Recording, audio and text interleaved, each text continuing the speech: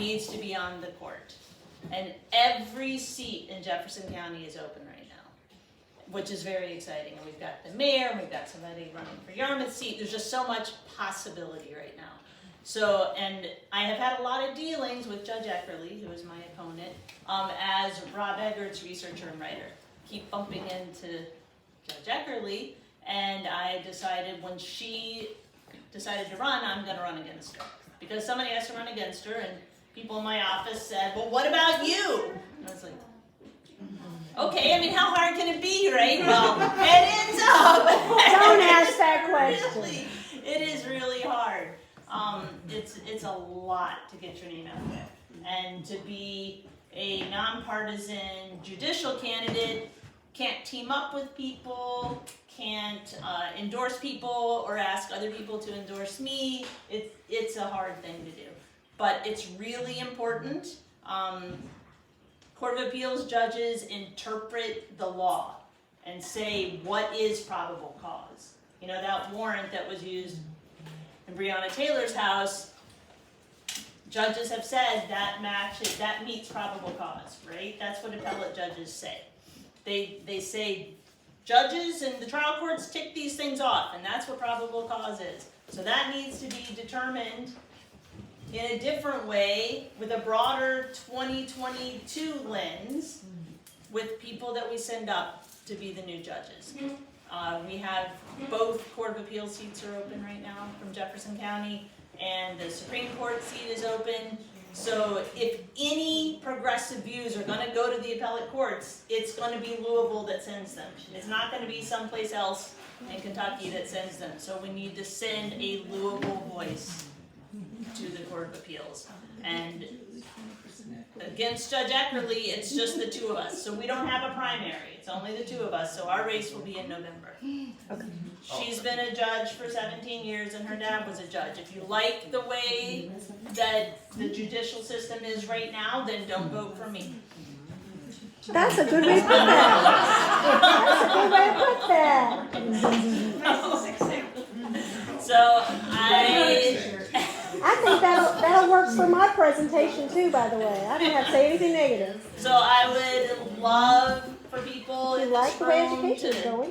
spread the word. I have cards, I have a website, I'm trying to figure out how to do all this. So, learn my name. Mm-hmm. Did she attempt to have your law partner locked up? Well, she did mute Rob Eggert. And why did she mute him? Well, she said he was screaming. But Rob does get excited. Yeah. But if you watch the video, he was not screaming. But that does remind me that the main thing that made me decide I had to run for this seat was the event with Ms. Stokes, which I don't know how many people have heard about Ms. Stokes, who was a mother in the audience or the gallery in the courtroom. Her 18-year-old son was Rob's client. He was being sentenced that day, 10 days before Christmas. And Judge Eckerly, we were asking for probation. She said, no, I can see sending him back to your home. You haven't done a good job. It won't do any good. He needs to go to prison. So in prison for 5 years. So this is all on video. Ms. Stokes stands up from her seat, says, I don't know how you sleep at night, and walks out of the courtroom. Judge Eckerly says, Sheriff, go get that woman. I'm holding her in contempt. She's going to jail for 30 days. She's a postal worker. She's going to lose her job. And she's the mother of someone who's being put in prison. Being sentenced. So, before Christmas. Right before Christmas. Oh. And then the order that Judge Eckerly wrote, this is all public record, referred to that she unleashed a tirade of profanity. No. That there was a sea of people behaving badly. All sorts of things that I just felt like didn't reflect that they weren't accurate. It wasn't how the video looks to me. So that made me feel like I need to take how things look to me up to the Court of Appeals. That's awesome. So I am running. Thank you. Yes. Get that video needs to go online. Good one. It may be, but there's video of all kinds of LMPD infractions that they tell the press something completely different and nobody follows up. Right, The videos are all out there. right. So That's the fault of us as citizens, though. Yes. You know, I guess we so. see, we see all these pictures and these videos, but yet we do nothing about it. We quickly to believe whatever the police say, whatever the people at the courthouse say. Yep. When me personally, I don't trust them because just what she said, I don't see how they can sleep at night neither, based on what they're doing to the people in the communities. Everybody's not a criminal. Everybody's not bad. Everybody deserves a second chance. But it's up to us as citizens. Forget what they're doing. We put them in office to do a job for us, but yet they don't. They're working for themselves, the careers of themselves. And I heard an attorney say that he didn't want to piss off, excuse my French if anybody's upset, a prosecuting attorney because they're going to be Right. down the line doing further business. Right. That's sad because, but I'm pointing my finger at you guys as citizens. We go there, we set up the courthouse. Well, I've never been they never asked me to be A juror? A juror. Of course not. Yeah, because I'm gonna sit there and be honest. I'm gonna try to figure it out myself. I'm not listening to what nobody's saying because people are dying and we're playing games. Right. We're not fighting. Just what she said about I'm glad you got emotional. I know you're human now. I probably can reach you. We could reach you. You here for a reason. You're talking for a reason. You said, hey, I'm here for women.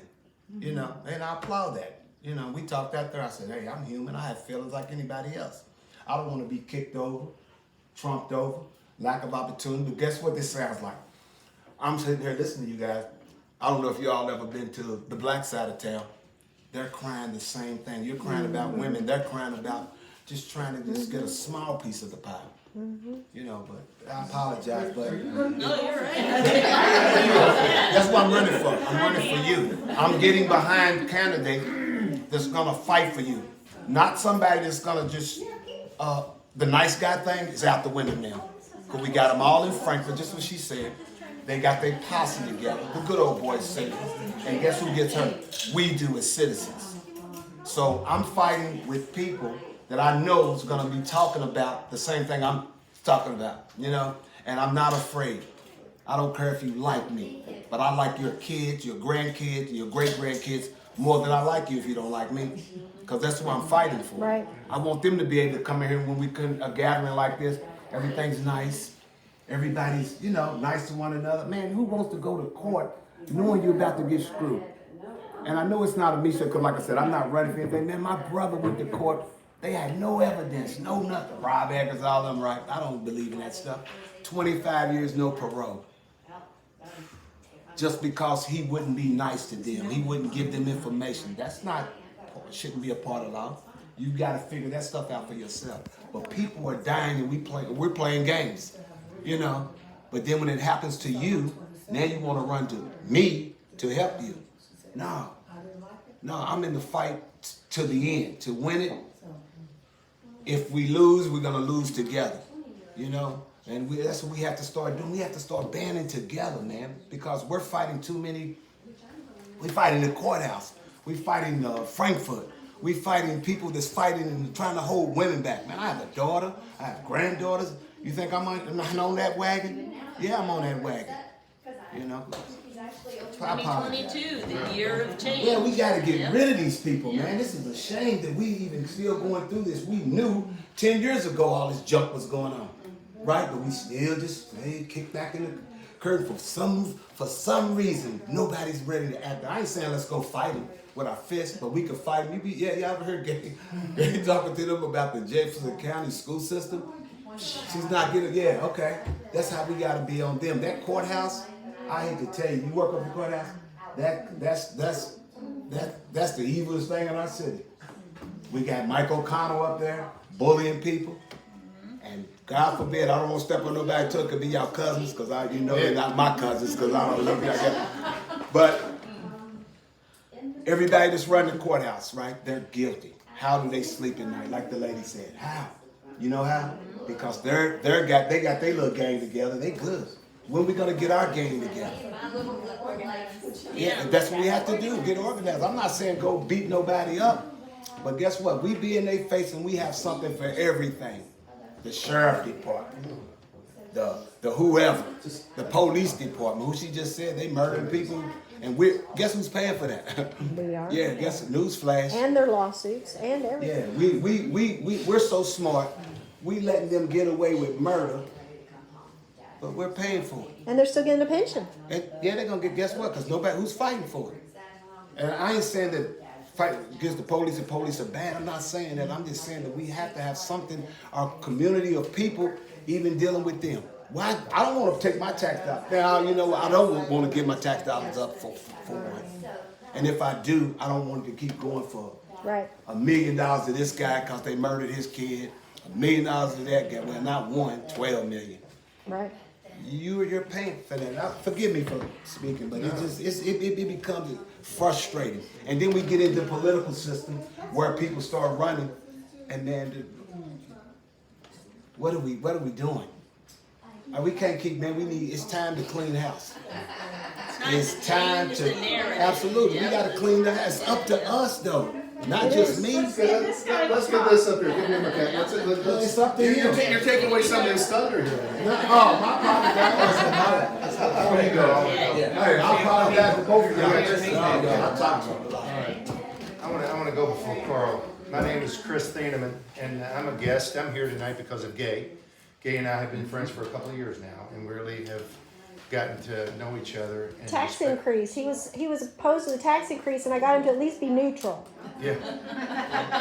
That's a major accomplishment. And that's where I'm an independent. But you know what I don't like about independents? They call you, the letter is an I, or independent, which you're not around anybody. I really am more like us.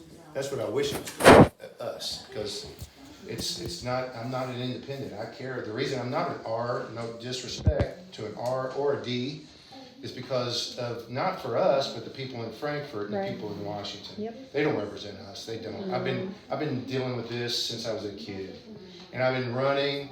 Unlike you ladies, I've been running every time I can, and the reason I don't get in is because I tell the truth. They don't like the truth. Most people they don't like that, and that's why when I walked in, I'm impressed, young lady. When I walked in, I could feel your aura. I really do. You're a leader. Gabe told me that you need to come out and just meet this lady because I didn't know anything about the 34th. I live in a different district. I'm running for Metro Council District 7, but I'm running for very similar issues that you're talking about. I'm running, and what I'm really here for is what I'm passionate for is for I am the Secretary of Support the Victims. I bought LouisvilleKY.com. And please, I encourage everybody to go to LouisvilleKY.com. How could you not remember that? Our government is LouisvilleKY.gov. And Michael Connell fought me over that domain name. Shut down my website for a week until I had to defend myself because I tell the truth. The truth is on LouisvilleKY.com. 5 years ago, folks, a politician that I have a ton of respect for, David Yates, senator from the 38th. He said, Chris, I'm representing some of the victims. I didn't really know about the victims of the Youth Explorer program. I can tell you at that time, none of you all knew about it mostly. So he told me, he said, I met him and another council member at the time down at Khalil's on Dixie Highway. He said, Chris, I need your help. I'm representing some youth explorers that were victimized, raped by some cops. Michael Connell is attacking me in my office because I'm standing up for the victims. He said, listen, I need some help. Because besides me playing football and being 6'4" and 250, I'm very a vocal guy. I'm not a physical guy. I've never been in one fight in my life other than a football field. But they like to label me as a wild. So he sat down and he said, Chris, they're attacking me. They're going after the victims. They're mad because we're exposing what they're doing. Michael Connell try to hide it. You can go on the website. He literally said, it's not fair that we out the names of the perpetrators without the victims. He said, we got to, literally, you can go to LouisvilleKY.com. Yeah, I'm good. We have him in his mouth. And David Yates says, not fair. He literally said, not fair. He said, not fair. He wanted to name all of us, not all the victims. And David was crying to me because he said one of the victims that he was representing had committed suicide. Oh, God. We don't know if it was because of that, but I'm sure it had something to do with it. So he said, but I've got to tell you, Michael Conlon's going to attack you. He's going to come after you. Just know it. I said, that's okay.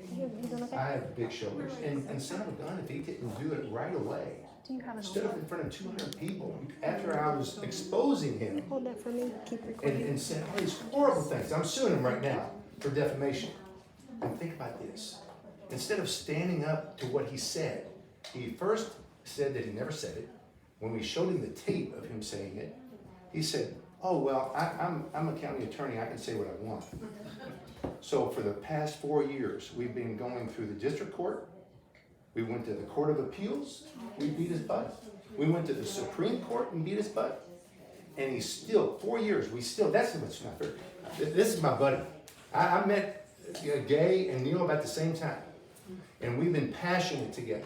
I brought him because you can see why I brought him. He's the real deal. You can see why the people in leadership of Louisville already ostracized him. They don't like the truth, folks. We got to get to the truth. People don't have time for the truth, unfortunately. A lot of people don't want to know the truth because, respectfully, they have their jobs and they don't want that stress. They expect the leaders to deal with that, but they pick the wrong ones.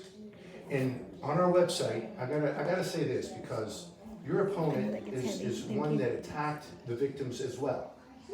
When the Courier-Journal was trying to expose, bring out all of the horrible things that Mayor Fisher and Michael Connell were doing, covering up the victims of the Youth Explorer program, the rape victims, they wanted to expose them.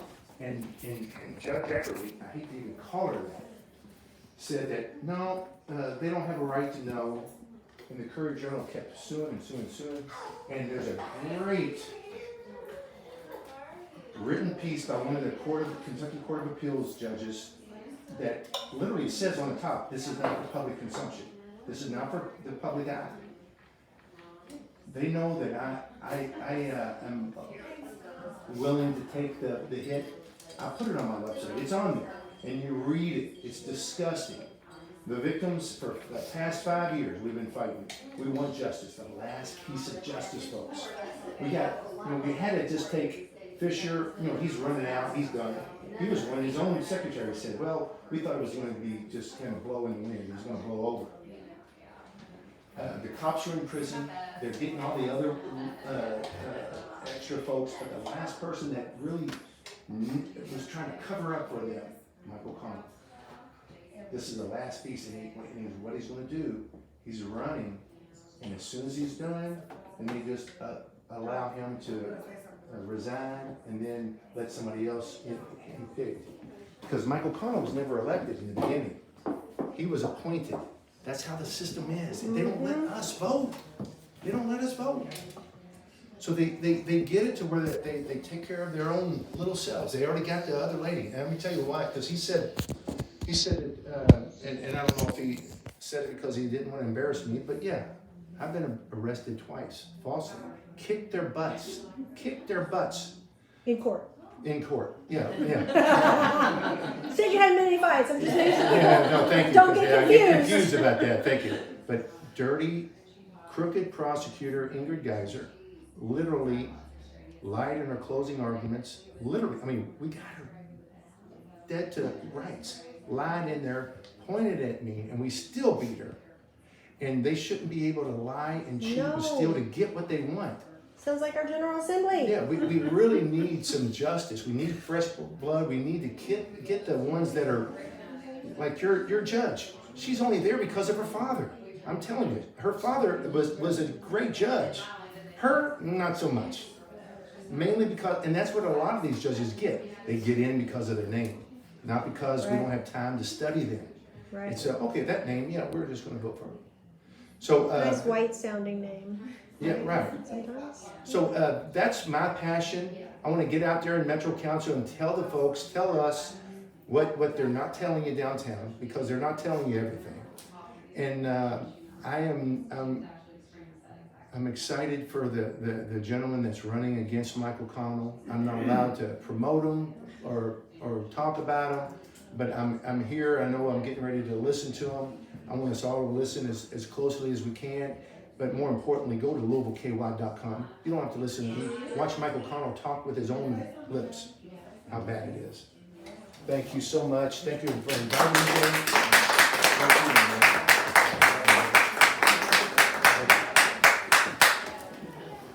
Okay, before I say anything, I'm going to say this. Barbara, I think I know where I know you from. Were you an interpreter at the courthouse? No? I worked at Park Javon Community Health Center. Okay, no, you look like one of the I worked in interpreters. West End a lot. Okay, okay. I'm a Anyway. physician assistant. Okay. No, You know what you're talking about. it'll come to me. She favors her. Yes, she does. Yeah. But I am built like you on French. I take French conversation every week. Oh, okay. That's close enough. Good evening. My name is Carl Price. I am a candidate for Jefferson County Attorney. I am running for an office that is by its nature conservative. Okay? But I spent 25 years in that office as a prosecutor. I am by nature a rebel.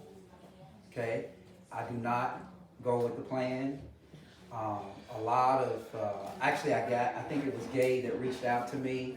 Otherwise I wouldn't be I took here. off my red. This is what I really look like. You probably didn't get to see what I really look like when you came in. Here's the thing, I probably wouldn't be here if you hadn't reached out to me because I'm just supposed to take this shit. I'm supposed to take it. Oh, I got it. Read it. I know you're supposed to. It's be my fortune. But I normally don't come out, and the reason I don't come out is because I have always been a huge critic of the Democratic establishment. I do not like the establishment. I do not like the fact that they handpick people who is to be proceeded or Same. I don't think anyone here escalated likes up to that. office and different things like that. And you're absolutely right about Mike O'Connell. Mike, from what I understand, well, let me just tell y'all this. I've got a commercial out online that says that I have prosecuted, that my two opponents, David Holton and Mike O'Connell, have prosecuted less than 50 cases collectively. I prosecuted 10, 20 times more than that inside the courtroom, okay? And I say that because Mike's background is Mike probably did 15 non-support cases in a court before he was handpicked to run the county attorney's office after Irv Mace left.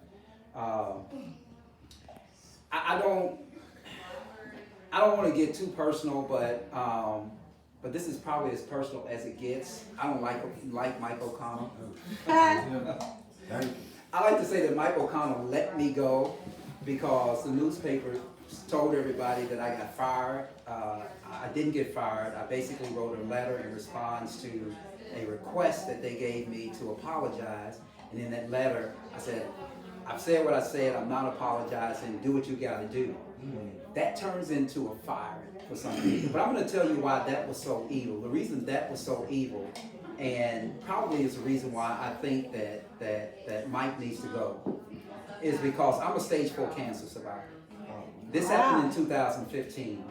And today, when you get your last chemo treatment, and I did in 2010, you have to go this 10-year stint with the blood work, you have to have this affinity with needles, otherwise you could go crazy, right? So in 2015, I was at that midpoint. And I want y'all to keep this in context so y'all can feel the evilness from what they were trying to do, okay?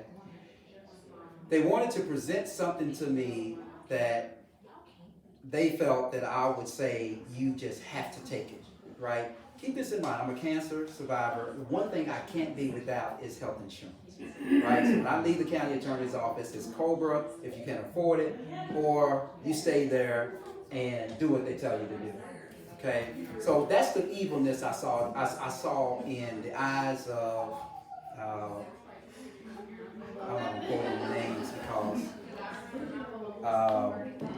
because one is dead and Someone works for Michael Palmer's office? Yeah, she since died. Okay, that's who you're talking about, right? Yeah. And I think that was a good thing. But in any case, sitting on the other side of the table with them, I could see it in their eyes. The evilness that says, we can present anything to him because he will not say no. So I was at the time, I saw it on my phone, the alert came through and said, because for some reason the media has always had an affinity with me as well, especially in the newspaper. I found out that there was a reporter at the Courier Journal that used to always follow my cases. Literally I was in that office 25 years, for 15 years he followed and checked on all of my cases, just to find something. But the problem was I did everything right. I did everything that you expect a prosecutor to do. The victims were my best friends. When they would come to the courthouse, they would ask for Carl Price to prosecute their case. But the issue that I had at that time, and then I'm going to go to something else, is that when you feel like that you got somebody by the neck and you can throw anything you want at them because you think you can, that's when you become shocked that they say, I'm gone. I'm not accepting this. So I left the county attorney's office, and I would tell you, so I like to look at this race. I don't really like to look at this race this way, but I will tell you there are a lot of people out there that look at this race, they say, oh, you're the one that he fired. Good, you're going to get him back. But I don't see that race as that. I just see that we need to have a change in this city. Amen. This city needs to change. Amen. In 2020, 2020, for those of you who don't know, was just what we've often said, enough is enough. It got to the point where, listen, I know Brett Hankinson personally, okay? I think he is one of the most zealous police officers I've ever known. But everybody knew that he always stepped too close to the line. And nobody said anything, all the way from the chief all the way down. And so I can tell y'all, in the courthouse, a lot of people who knew Brett Hankinson are not surprised about what happened. They're not surprised that the police went to Breonna Taylor's home knowing that she was not a threat, but they were all swatted up. They had a ram on the door. They thought it was a woman in there, in bed, that works as an EMT, and they thought at best she had a small child and a pet. So it was not necessary to go in there the way they did, with no body cameras, right? All of that stuff. So I can tell you that's a culmination of everything and the culture that had been developed in the police department over the years. I'll say this, even though I know you're filming, I'm going to say this. Brett Hankinson actually had a hand-picked prosecutor that when we disagree as prosecutors with what he wanted to do with the case, because we thought it was just completely out of line, he would go to that particular prosecutor, and that prosecutor would get him an indictment. Okay? So when Neil talks about the corruption and all of that, and they talk about that, it is real. I've been practicing law for 30 years. I make a lot of money. Okay? I love what I do. I tell everybody I'm a workaholic. My kids are grown now. I have a daughter who's a veterinarian. My son is attending classes at JCTC, and he's working at UPS. So I don't have to do this county attorney thing. But I did it because I know that if we can change some of the policies in that office, I really believe that we can change a lot of things in this city. I think we can impact this high percentage of crime that we have. We just have to do it the right way. Here's one example. I talk to people a lot about lawyers' TV shows, right? If you talk to a lawyer says, oh, that's just lawyer TV stuff. If you talk to a doctor, they'll just say, oh, that's just doctor TV stuff. But there's one real thing, or what I call nonfiction thing about law and order. One thing I like about law and order is that I have seen the prosecutors look at a police investigative file, throw it back at them and walk out of the room and say, you bring me something back that I can take to court. Problem in the Jefferson County Attorney's Office is that those prosecutors don't do that. The police officers pretty much bring their investigation in and say, this is what I want done, okay? And a lot of them just don't have the guts to say, that does not meet with the criteria of the law and I'm not going to do it. And the reason I say that is because if we let police run, and I'm not anti-police, I have a lot of police officer buddies, men and women, love them to death. But if we let police run what we do in the courthouse and what we do in the courtroom, it's always going to be one-sided, and that's the police side. Okay, so listen, I when I go out and I talk, because I'm partisan, because I'm running as a Democrat, I tell people that I don't apologize for being tough on crime. I believe that we have to be tough on crime. I believe that we have to get that message out. But being tough on crime is different from being smart on crime. Those are two different things. Okay, and I just don't have enough time tonight to really break down the true distinctions. But I would tell you that one of the things that we need to do in the county attorney's office, we need to have prosecutors who know what they're doing, who know the law, who understand fairness, and what it really is supposed to mean, who understands the Constitution of the United States, the 4th Amendment, the 5th Amendment, the 6th Amendment, right? That's what we need. They don't have that in the county attorney's office, okay? And basically, really what they have is they have a policy that comes from all the way to the top and say, this is what you have to do with this case. Wow. I have a problem with that. The reason I have a problem with that is because you are going to go to the courthouse as an ordinary citizen and be disappointed if you have a traffic ticket more so than you would if you had a possession of marijuana charge. Your disappointment is going to come from how they handle a traffic ticket. Now, I just have to be honest with you. I can tell you a gazillion times that I was late to get from point A to point B, and I went over the speed limit. That is not a big problem in this city. While so what I'm saying is this, is that there's a program that is sponsored by the county attorney's office where basically if you're wealthy, you can get a traffic ticket dismissed. Okay, if you're not so wealthy, you can't get a traffic ticket dismissed. You just got to go through. And it was a big fight with that, with some judges and Mike O'Connell.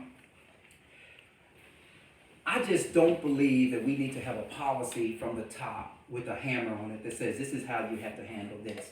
Because the way I handle Chris in court may be totally different the way I handle Chuck in court.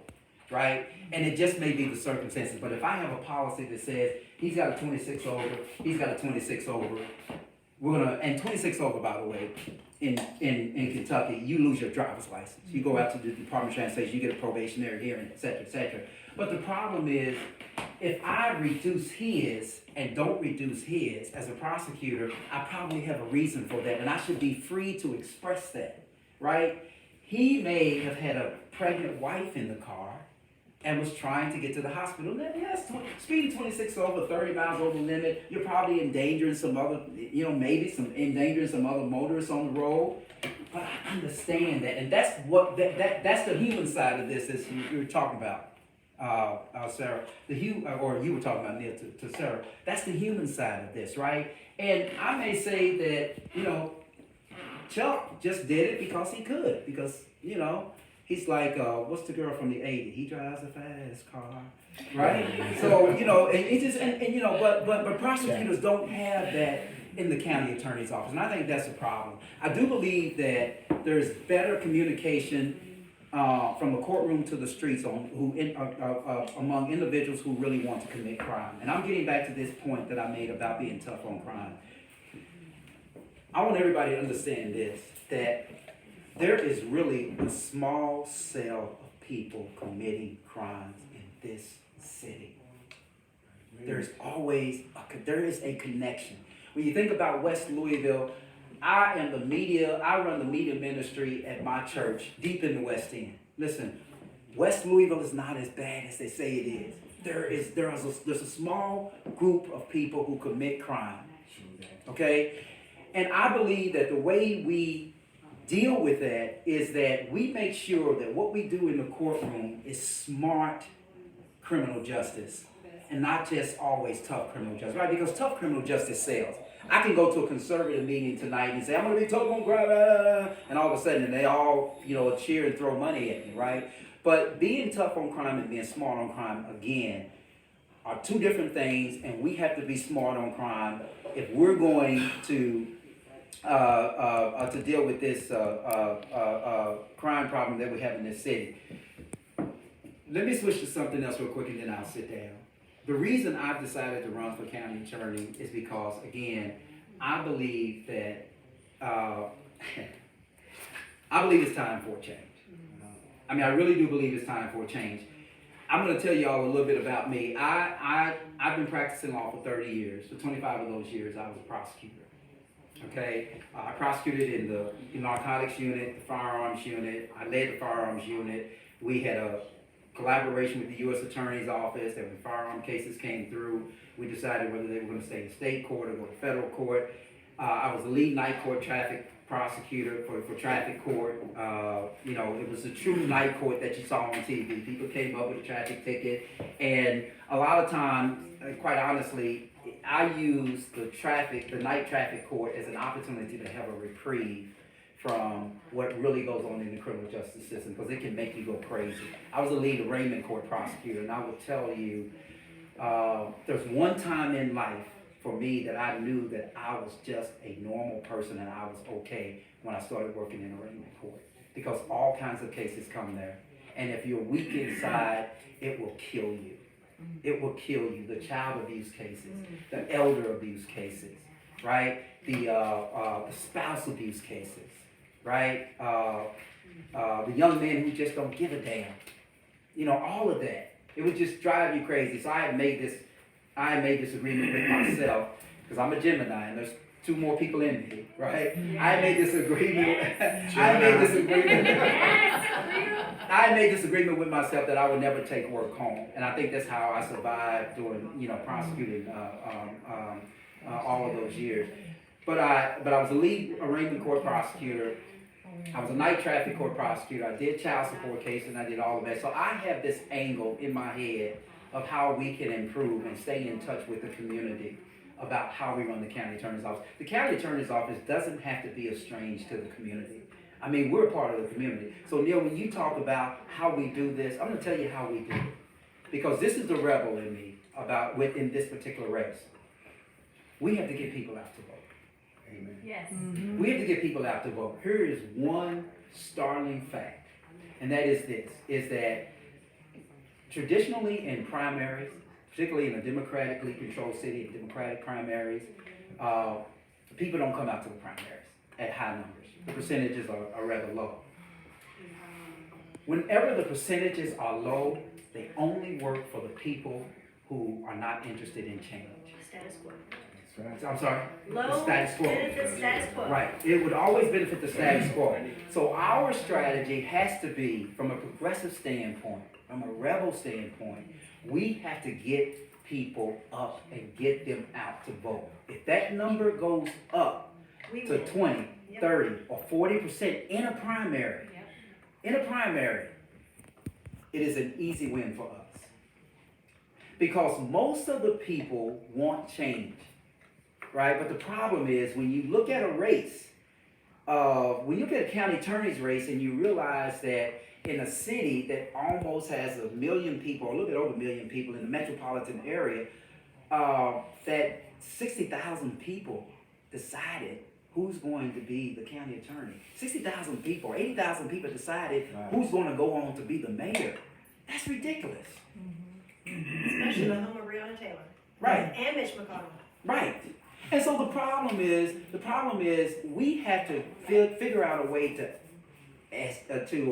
extract these people who are committed to just staying home on the primary. So I've been saying that May 17th is a holiday. Okay? That we're going to grill out. Chuck and Neil know what I'm talking about. We're going to grill out. We're going to barbecue. If it's not raining, everything, the smoke is going to be out. But you can't have that chicken leg or that barbecue rib until you have that tax. That's right. That tax that says that you voted. I love that. And if we do something like that, we can get more people out to vote. Not necessarily that, but we have to also make sure that people understand that there are people that are running like Sarah. I mean, I was so moved by what she said. I'm just like, my question to you was, where's the 34th district now? Where's it going to be? Because if I'm there, because because those are the people. There are more people that agree with Sarah than not. But those people may not come out to the primary. And if they come out to the primary, that's what change is really about. So I would just conclude by saying this. I'm running for county attorney. One of my commercials say, I am Carl Price, your voice, your vote, your next Democratic nominee for the county attorney. And I say that because, one, I am the most experienced, believe it or not, and I am the most qualified. People look at me. I told y'all I had cancer 12 years ago, stage 4 cancer. Somebody told me I'm not supposed to be here. But I had that same. You're here for a reason. I'm here for a reason. I had that same situation with you, Sarah. The deadline, the first deadline, the January deadline, the first early January deadline passed by. And so because of my faith, I said, okay, I got it. It was not for me to do it. And somebody said, well, they extended the deadline. Then I started to hear. Right? I started to hear the knocks on the door that I thought were just my dogs barking or something. It was actually, and so I actually filed 3 hours before everything was supposed to close. And I always ask myself, why do you do these things, right? Why did I have stage 4 cancer? Why am I even here, right? And there's a reason for everything, right? What was the song? There's a reason for every season. It's a biblical Ecclesiastics. What is it? Third chapter, 1st through the 10th verse. Yeah. Every There's a season. reason. Yeah. So there's a reason for everything, and I think that I really don't. I don't have to do this. I'm having just a lot of fun practicing law, but what bothers me at night is waking up to the same old. Can I say this? The same old shit. Every If you morning. didn't say it, we wouldn't trust you. Okay, thank you. Amen. But waking up to all of the same old shit. And it's going to be the same way if we don't do anything about it. And it's easy to stay home on a rainy day, right? It's easy to do that. And it's so much harder to convince people that change is necessary. But I do believe that during this election cycle, in this primary, and this November, people are begging for change.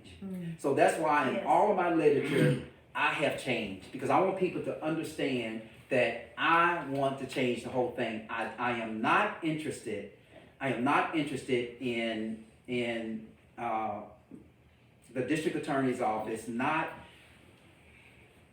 making sure, for instance, that a police misconduct case just gets paid and there are no consequence for those who got us in court defending misconduct. There is a procedure in the court system that allows us to circle back around. I am not in favor of hiding all of these very, very significant clauses in FOP contracts that literally shields the police, their misconduct, from the public. So the police officers that are serving on the force now, they could be monsters. And we know from the Explorer program that they were monsters. Why didn't we know? Because that contract says that after a certain period of time, that information gets destroyed, right? And you go to the courthouse and there are you must take all these overt actions. You must do all these things to get your record removed. And all they have to do is convince somebody not to show up. If somebody, for instance, if a young lady was raped by a police officer, if she's been influenced not to show up to the internal investigation, it goes away.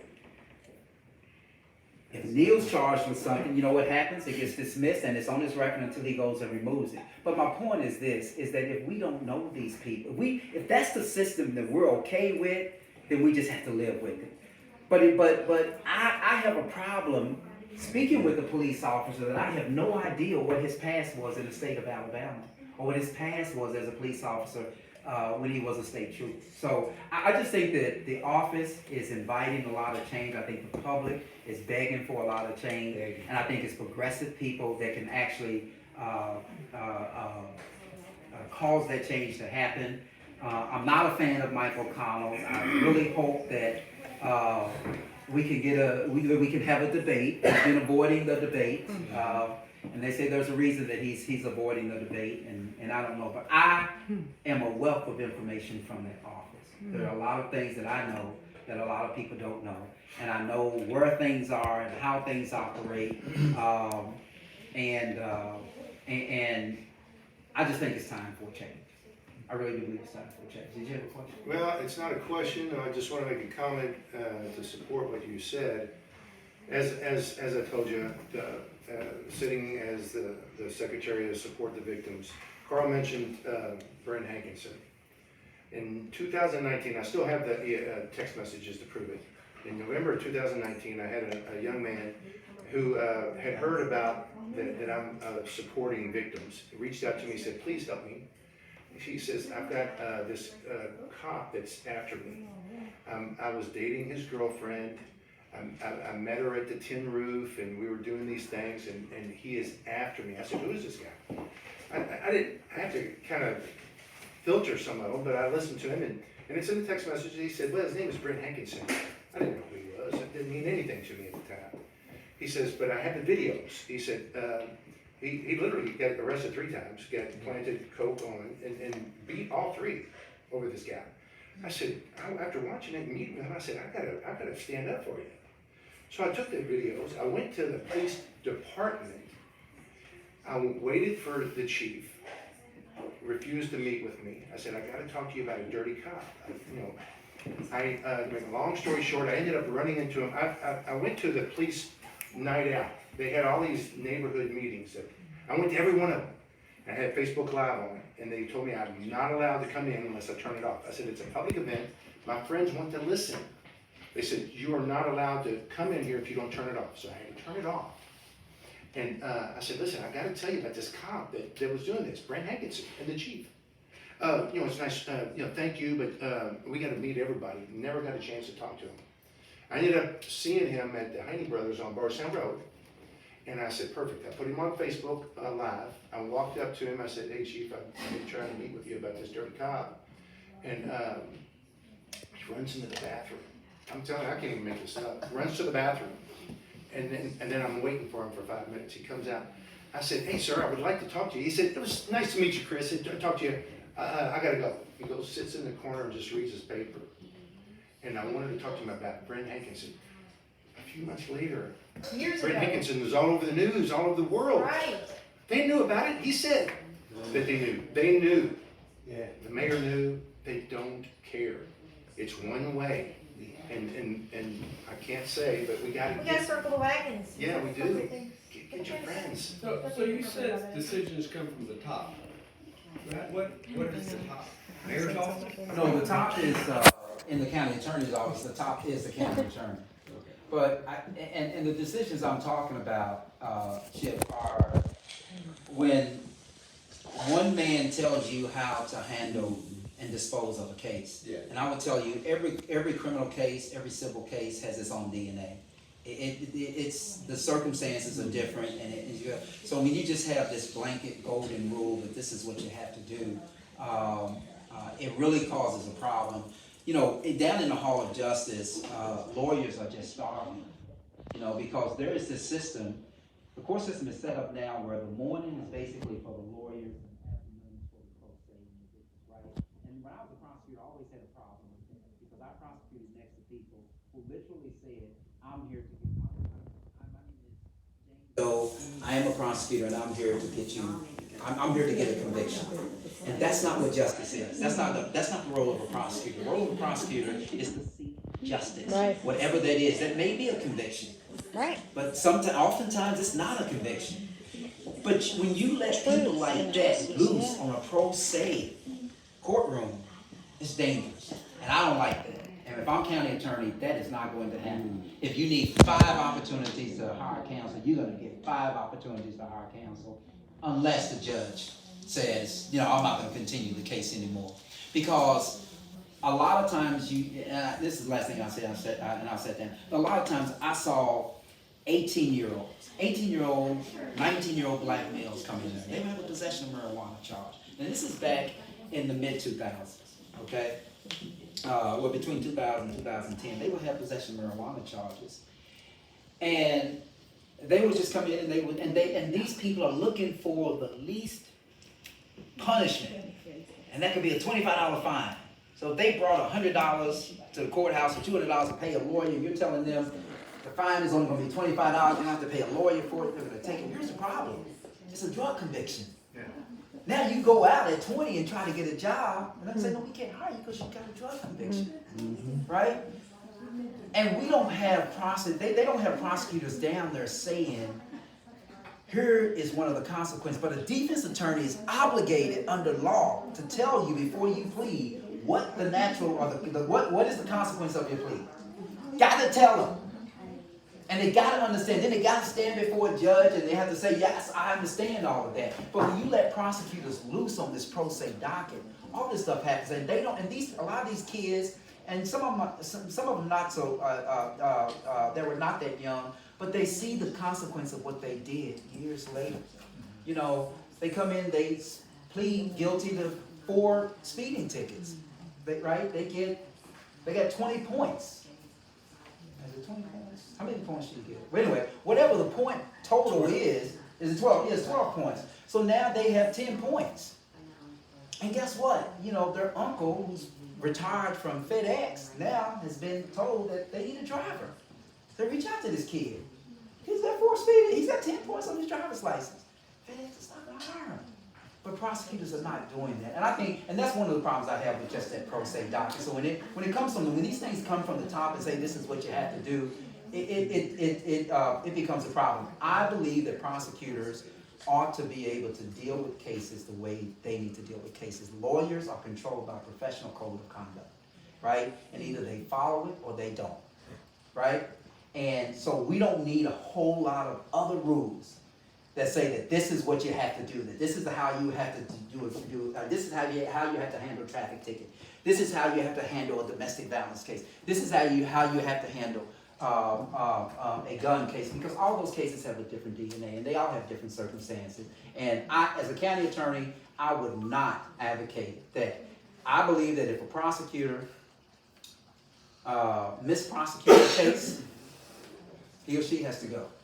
You know, maybe not the very first time, but he or she has to go. Yep. But I don't believe that I need to be micromanaging the stroke of the pen that they do. You know, I mean, because we're trained to handle this stuff, and we should be able to do that. So anyway, I'll sit down. I appreciate talking to you all. Thank you. I'm glad to be here. Thank you all. We got all the candidates, right? Chris, you're not running for anything yet, are you? Well, Did I have to hear all that? No, I ran for auditor already. I already ran for well, if somebody doesn't step up in my school board race, you may be seeing me on the ballot. So where's the barbecue? Because that sounds like a really good idea for the 17th. That's fun. Call word barbecue. Carl, where are we headed?